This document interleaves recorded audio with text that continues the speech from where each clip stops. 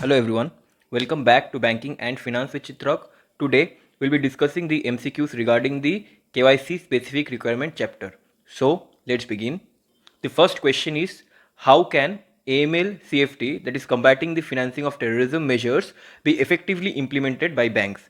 Options are by applying a uniform risk assessment to all customer types regardless of their constitution or activity, by focusing solely on high risk customer group identified through past incidents, then by implementing a differential risk based approach where measures vary based on customer group, products and activities, and the last option, by reducing the number of compliance checks for established customers with good standing. And the correct answer is option number C, by implementing a differential risk based approach where measures vary based on the groups of the customers, products and the activities. The next question, for companies, a beneficial owner is defined as a natural person who ultimately holds what percentage or more of stake, control or benefit. The options are 10%, 20%, 25% and 50%. And the answer is 25%. So a beneficial owner is that person who owns 25% of the stake or has 25% of control or benefits of the company.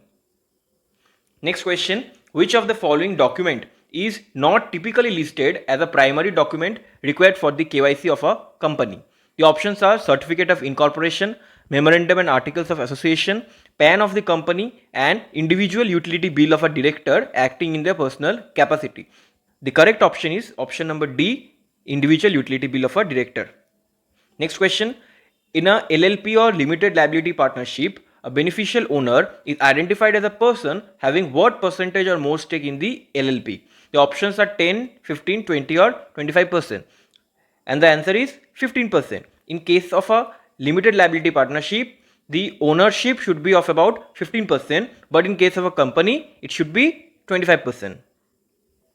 The next question, limited liability partnerships are formed as a corporate body and incorporated under which specific act?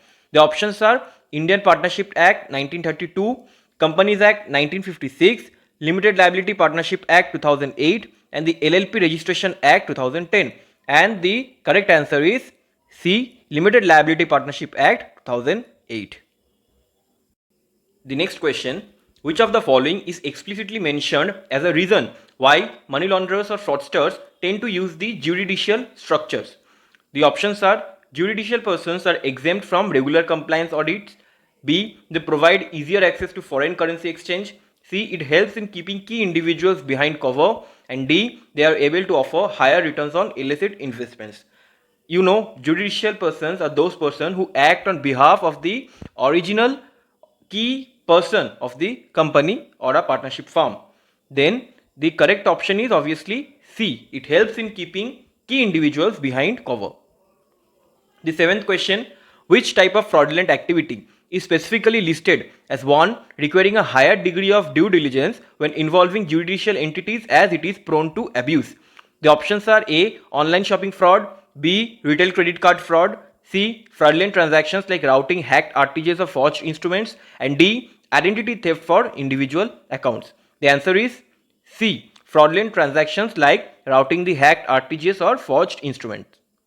Next question, for which entities are hawala transactions and trade-based money laundering explicitly mentioned as a peculiar risks? The options are trusts and associations, corporates and partnership firms, LLPs and proprietary firms, and judicial persons not specifically covered.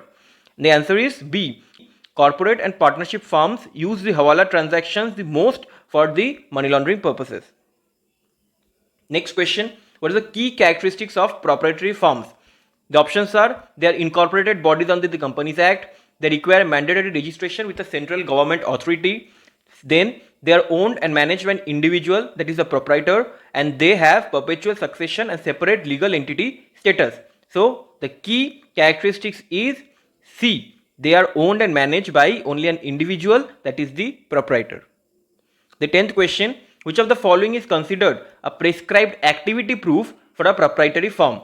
A, memorandum of association, B, board resolution for transaction, C, CST, VAT, GST certificate, and D, deed of a partnership. The answer is C. The CST, VAT and GST certificate is a proof of their proprietary firm. Memorandum of association is basically for trusts and societies. board resolution is for companies, and the deed of partnership for a partnership firm. Next question, beyond the individual identification documents, how many additional prescribed documents are generally required for a proprietary firm's KYC procedure? The options are 2, 1, 3 and 4, and the answer is 2. Which type of account involves certain entities like mutual funds or pension funds needing to maintain their accounts for conducting their business activity where the requisite due diligence is carried out? Options are specific beneficial owner accounts, B, trust, nominee or fiduciary accounts, C, escrow accounts, or D, pooled account. And the answer is D, pooled account. Mutual funds or pension funds use pool accounts for their business activity. Next question, according to FATF standards, which of the following falls under the definition of a foreign politically exposed person or PEP? A local government employee from a foreign country with no significant influence, B, a senior executive of a state-owned corporation in a foreign country, C, a minor political party official in a foreign country, or D, a retired military officer who no longer holds prominent public functions. The answer is B, a senior executive of a state-owned corporation in a foreign country. Next question, what level of approval is generally required for a reporting entity to open an account for a politically exposed person or to continue a relationship where an existing customer becomes a politically exposed person? A, branch manager level, B, compliance officer level, C, senior management level, or D, any authorized officer? The answer is C. Then, what is the maximum total balance allowed in an OTP or one-time password-based eKYC account at any given time without the completion of full customer due diligence or CDD? The options are rupees 50,000, 1 lakh, 2 lakh, or 5 lakh. The answer is 1 lakh. Any one-time password-based eKYC account can have a maximum total balance of rupees 1 lakh. Next question, what is the maximum total credit allowed in an OTP based eKYC account in a financial year?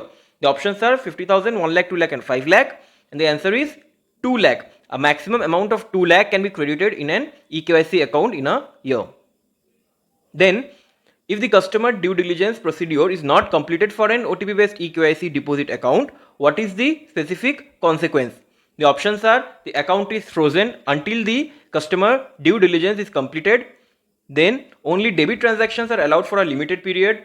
Next option, the deposit accounts should be closed immediately, or the customer is issued a warning and given more time to complete the CDD. And the correct option is option number C. The account should be closed immediately if the customer due diligence procedure is not completed within the specified time. Then, what is the maximum monthly withdrawal limit for a foreign student account? Options are not exceeding $500, not exceeding $1,000, not exceeding $25,000, or $50,000. The answer is D. A foreign student account cannot exceed more than 50,000 rupees. I'm sorry, it's not dollar, it's 50,000 rupees. Then, what is the maximum balance allowed in a small account at any given time? The options are 50,000, 25,000, 1 lakh, or 2 lakh, and the answer is 50,000. A small account can have a 50,000 rupees balance at any given time. 20th question, what is the maximum total credit allowed in a small account in a year?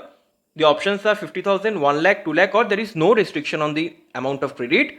The answer is B, not more than 1 lakh can be credited in a small account in a year. Next question, which of the following restrictions explicitly applies to small accounts? A, only domestic outward remittances are permitted. B, foreign outward remittances are restricted to a maximum of $100 per month. C, no foreign inward remittance to be credited, or D, foreign inward remittances require prior approval from the RBI. And the answer is C, no foreign inward remittance are to be credited in a small account. Next question, what is the initial validity period for a small account? It's 6 months, 12 months, 18 months, or 24 months. The answer is 12 months. Initially, 12 months is given as a validity for a small account, and after that, if the customer has not applied for their documents, then the account is closed. But if they have applied for their documents, that is the Aadhaar or voter ID card or PAN card or anything, then a 12 months extension is given for the forming of the account. Next question, for SHGs or self-help groups, when is customer due diligence required for all members as opposed to just the office bearers? A. At the time of account opening. B. Annually during the account review. C. At the time of credit linking. Or D. Only for SHGs categorized as high risk. And the answer is at the time of credit linking. So when a SHG group comes to the bank and opens the savings account, only the CDD of the office bearers are required. But when they take the credit from the bank, then the customer due diligence of all the members are required. Next question. For domestic wire transfer, accurate and meaningful originator information is required for transfer of what minimum amount? Options are 25,000, 50,000, 1 lakh or 2 lakh. The answer is 50,000 and above. The 25th question is a situation based question. So, a compliance officer at a bank is reviewing a new account application for Global Solutions Private Limited. The application lists Mr. Anil Sharma as holding 20% of the company's shares, while his wife, Mrs. Priya Sharma, holds 10%. No other individual holds more than 10%. So, they are also listed as key management personnel. So, the question is, based on the provided guidelines for identifying beneficial owners of a company, what action should the compliance officer take? The answer is option A. Mr. Anil Sharma will be considered as the beneficial owner as he holds 20% of the stake, which is, as mentioned, less than 25%. As he also has the management control, he is considered the beneficial owner.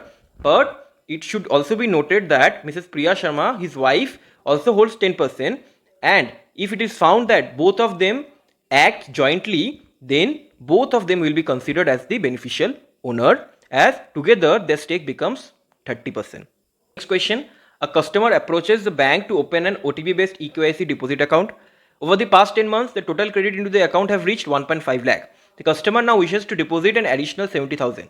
So the question is, what is the appropriate action for the bank regarding this customer's account based on OTP based EKYC norms? Option A, allow the deposit as the total balance will be within the 2 lakh limit for a financial year. Allow the deposit and advise the customer to complete full customer due diligence within the next 30 days.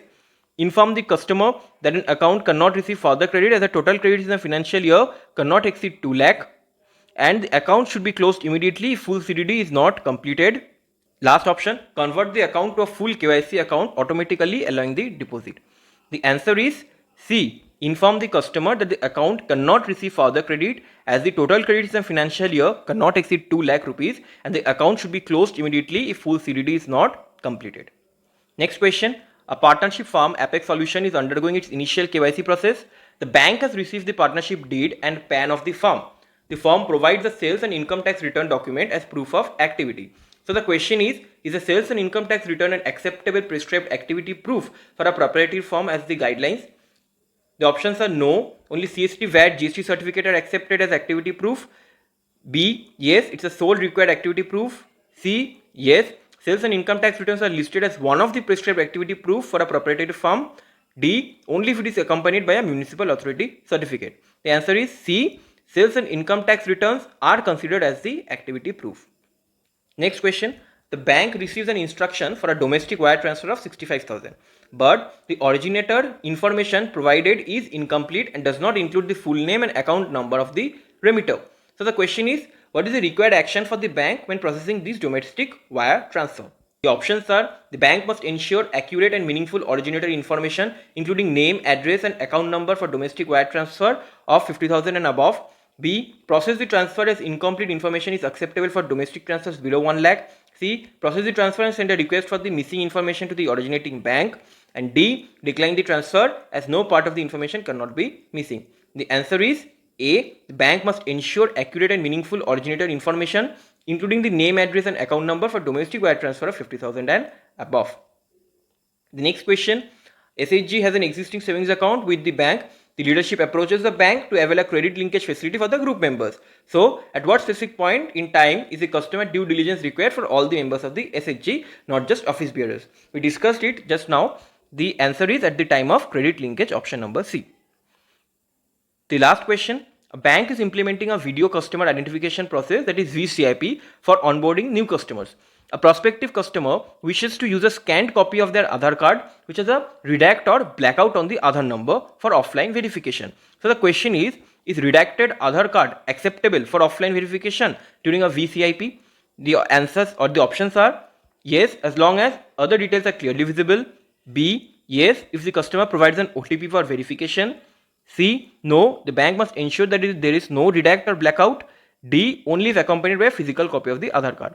And the correct answer is C, the bank must ensure that there is no redact or blackout on the Aadhaar number for offline verification. In case it was an online verification, then it could have been accepted, but during offline verification, the total Aadhaar number must be visible.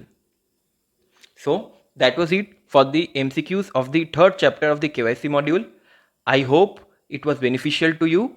So like, share and subscribe for more such contents. Thank you.